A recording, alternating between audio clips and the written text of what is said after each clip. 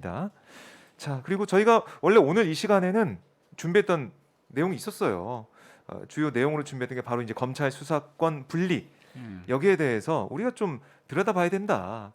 하나하나 정리해서 어떤 문제가 있고 왜 이렇게 분리하는 거고, 또 다른 쪽에서는 비판을 막 하고 있는데 그 비판에 대한 분석도 해봐야 된다.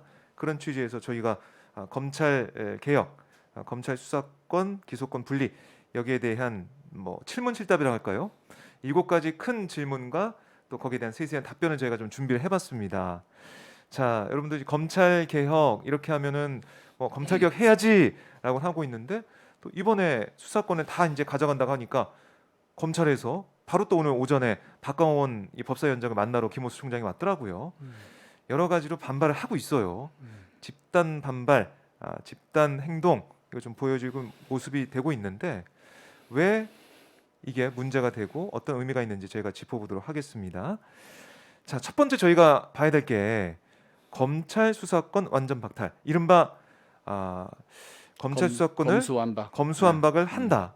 이 단어를 우리가 좀 예전부터 많이 썼는데 이번에는 검찰 정상화라는 말을 민주당이 써오고 있고, 이 검찰 수사권을 완전 박탈한다는 얘기는 이제 보수 언론이나 아니면 국민의힘, 검찰에서 강하게 또 쓰고 있는 단어가 됐습니다. 검수완박 프레임이라고 볼 수가 있는데, 검찰 수사권 완전 박탈, 검수완박 프레임, 이거 좀 어떻게 봐야 될까요?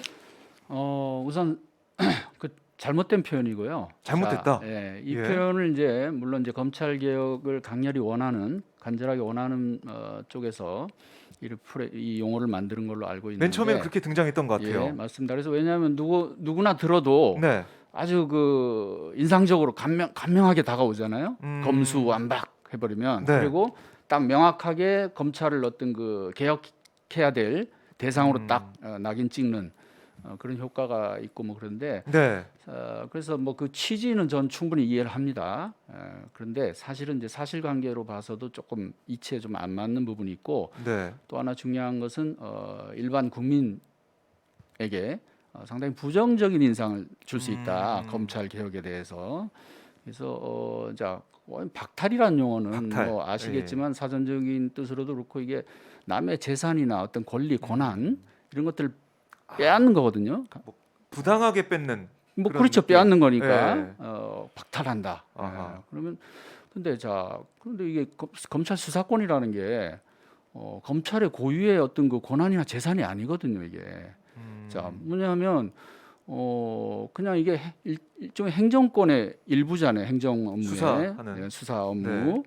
이거를 원래 이제 그 해방 후 원래는 경찰한테 갈 거였어요. 수사권이. 그런데 이제 그 일제 치하 경찰에 대한 우리 그 안 좋은 기억들 있잖아요. 네. 고통스러운 기억, 그 강한 불신. 그렇죠. 거기에 그다음에 경찰이 너무 세지면 안 된다.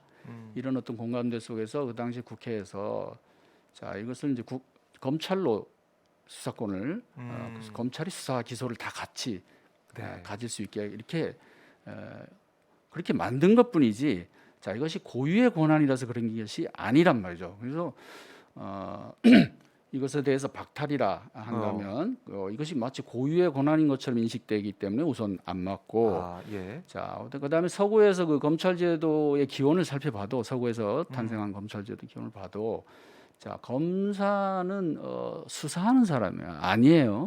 그 용어가 아니다. 자, 용어가 영어로 프로시큐터입니다. 검사가 영어로. 자, 그렇죠. 예, 예. 기소하는 사람이에요. 자, 수사하는 사람은 보통 디텍티브, 형사. 네, 네. 그게 맞아요. 원적으로 그렇잖아요. 그죠? 예, 영어로 보면. 그래서 영미식 사법 체계에서 이게 수사는 경찰, 기소는 검찰, 이런 분권형 수사 구조가 자리 잡은 것도 바로 이런 제도적인 거기서 그 배경이 있는 거고요. 네. 자, 그래서 이 수사권 검수완박, 수사권을 완전 박탈한다.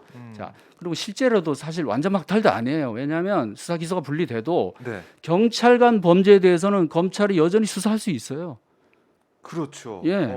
경찰에 대해서 경찰이 또 그럼요. 수사하기에는 또 그래서 힘드니까. 그다음에 경찰이 송치한 사건에 대해서 검찰이 보안 수사 요구나 재수사 요구나 이런 여러 가지 그 또 점검하고 견제하는 기능들이 있거든요. 이런 네. 것도 어떻게 보면 넓게 보면 수사권에 관련된 내용이라고요. 그래서 물론 여기서 이제 말하는 건 직접 수사를 폐지한다는 건데, 그것도 경찰 범죄에 대한 수사 기능은 남아 있고 네. 그러니까 현실적으로도 그렇고 이치적으로도 그렇고 어원적으로도 그렇고 자 수사권을 완전 박탈한다 이런 용어는 언론이 자꾸만 그런 식으로 그 무개념 적인 용어거든요. 이런 식으로 하면 여론이 호도가 될 수가 있습니다. 그래서 아. 용어를 좀 더 신중하게 쓸 필요가 있다. 네. 그래서 물론 검찰 정상화라는 표현은 검찰 개혁을 바라는 분들이 쓰는 표현이고 또 민주당의 공식 지금 이제 용어가 됐지만 네.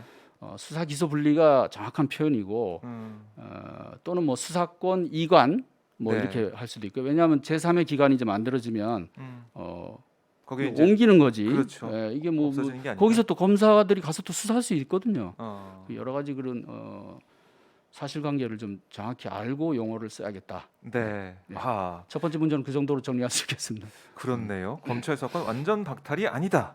검수완박 프레임 문제점이 있다라고 정리를 해 주셨고